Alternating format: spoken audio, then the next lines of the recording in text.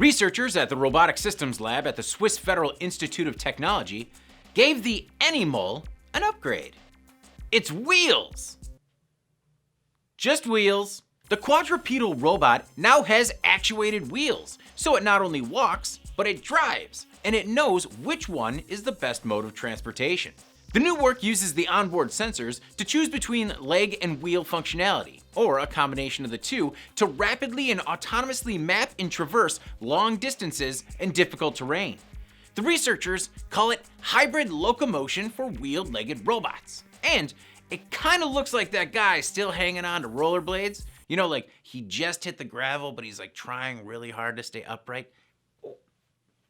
Depending on the terrain, the ANYmal is able to adapt its gait and transition between driving and walking. For example, it knows how to cruise to a curb, stop, and step down, or determine if it can just drive over it. The researchers recently competed in the DARPA Subterranean Challenge, and it worked out more as a feasibility study.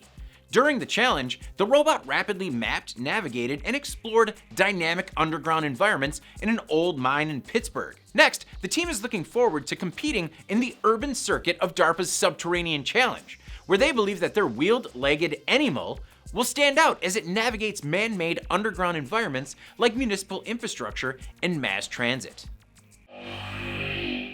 In March 2018, we introduced you to ANYmal, a company that is disrupting the construction industry by 3D printing homes in Austin, Texas in 12 to 24 hours. Large-scale 3D printers have created some interesting living environments of late, including homes that were 3D printed to look like giant stones and others that are prototyping future Martian habitats. ANYmal unveiled a 500 square foot welcome center in Austin. No one's gonna live there though, but feel welcome. You gotta go. It took a little longer to print, but still less than 27 hours, and it was built as part of a partnership with Mobile Loaves and Fishes, a local nonprofit that works with the area's homeless community, and didn't second guess the idea when somebody said, let's call it Mobile Loaves. The Welcome Center was printed using ANYmal's Vulcan 2 printer, which prints a proprietary concrete they call Lavacrete. The center is part of MLF's Community First Village, which provides affordable, permanent housing for the homeless. The village spans 51 acres, and when it's at full capacity, it could house around 480 formerly homeless individuals, about 40% of Austin's homeless population. ANYmal expects to start printing 6 homes this year, and according to the company, this will be the first time that 3 homes will be simultaneously 3D printed. The team did not disclose the Welcome Center's cost, but back in 2018, the prototype was printed for about $10,000 with the end goal of printing a single-story 600 to 800 square foot home for less than $4,000. According to Dimitri Julius, director of operations at ANYmal, the future of home building is 3D printing. He says it's not just a novel concept and believes that it could make homes more affordable for everyone.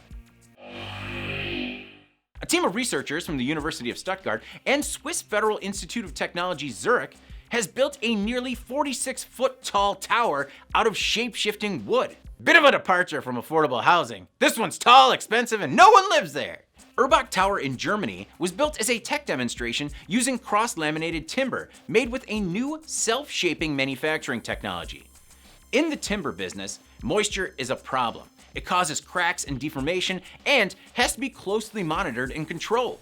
This project embraces moisture and deformation, and through the use of digital models and finite element analysis software, it can predict the end result. According to the researchers, this new method is not that different from the way machines are programmed to perform different movements.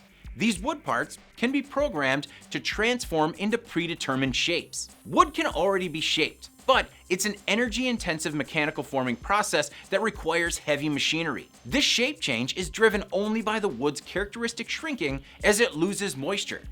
The team takes multiple pieces of wood, called the active layer, and attaches them to a long, thin piece of wood, or passive layer. This laminated bilayer is left to dry and forms a pre-planned curvature. The researchers released a time-lapse video that shows a piece of Norway spruce bilayer plate changing shape. The piece is 31.5 millimeters thick. The passive layer is only 6.5 millimeters, and the active layer is 25 millimeters. This particular change took more than 270 hours in a drying chamber. The Urbach Tower has 12 curved components made from cross-laminated timber that were designed and manufactured in a flat state and transformed during the drying process. According to the researchers, the new technique opens up unexpected architectural possibilities. Bilayer lamination and kiln drying could be used on an industrial scale to create everything from curved roofs to self-shaped walls. The prefab tower was assembled in a single day by a team of 4, without scaffolding or formwork. It stands as a testament to the combination of mastercraft, digital innovation, and scientific research. I'm David Manti. This is Engineering by Design.